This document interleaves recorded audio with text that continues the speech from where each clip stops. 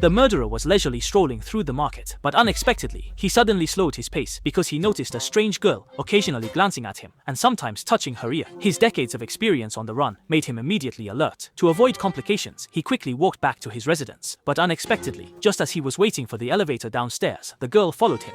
This made the murderer instantly tense up. In his view, this was no longer a coincidence, but a confirmation of being followed. So he quietly put his hand into his pocket, gripping the folding knife he carried. And when getting on the elevator, he deliberately stood behind the girl, ready to strike first in this surveillance-free elevator. However, at this critical moment, the girl's father, Long Shu, happened to arrive.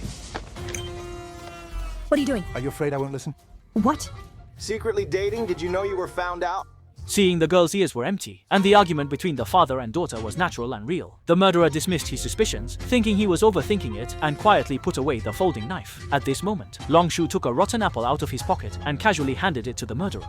This gesture seemed like a neighborly courtesy, but little did he know, at the same time, the Hong Kong police's display screen clearly showed the murderer's daughter. It turned out the murderer's suspicion was correct. Long Shu and the girl were not father and daughter, but undercover police officers who had been watching him for over half a month. The murderer's name was Fu Longsheng, a former special forces soldier, most skilled in close combat kills. In his early years, he lived by robbing and killing. To expand his criminal network, he chose to go into hiding more than 20 years ago. Using the money he had illegally stolen before, he gradually adopted many children and trained them as his successors, using special forces training methods. In the blink of an eye, more than 20 years have passed, and the children have all grown up, each possessing extraordinary skills. Some are experts in combat and assassination, some have mastered top-level hacking techniques, some are adept at disguise, and others, even more remarkably, can switch genders at will. In this way, Fu Longsheng led them in committing crimes everywhere, always managing to outsmart the police. And until this day, Fu Longsheng set his sights on a $500 million cryptocurrency. To get this money, he took all the children, disguised as office workers, and boldly went to the financial company that held the digital currency keys to carry out the robbery. Found it.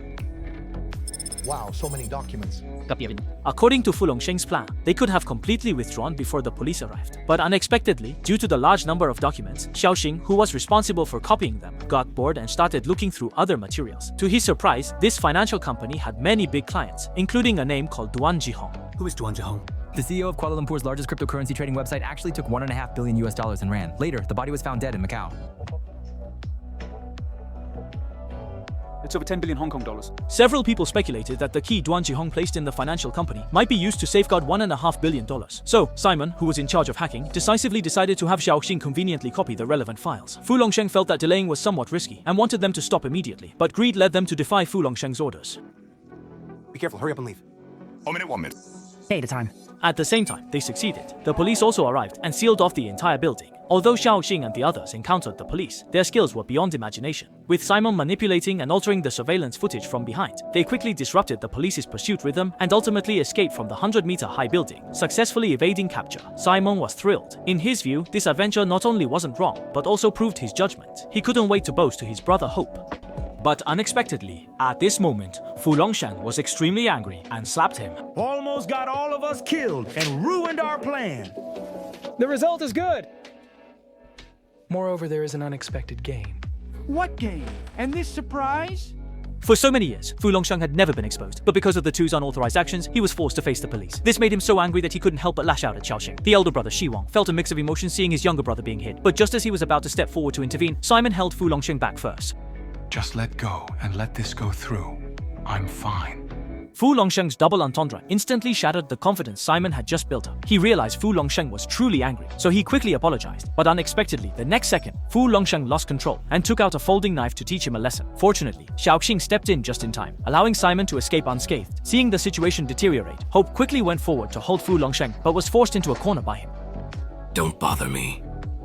Hope did not respond, just held onto the corner of the wall, struggling to control his emotions. Fortunately, at the critical moment, the others arrived in time to mediate, pulling Fu Longsheng away from the scene. However, although the conflict had subsided, from this moment on, an irreparable rift appeared between Fu Longsheng and these children he had raised himself.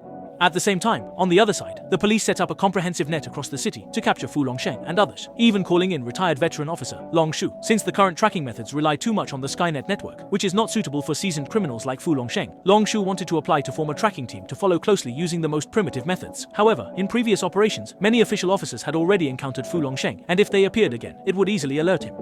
Therefore, after weighing the options, Long Shu had to select a few interns from the police station with the most ordinary demeanor and the lowest presence to temporarily form a tracking team. What he didn't expect was the practical ability of these intern officers.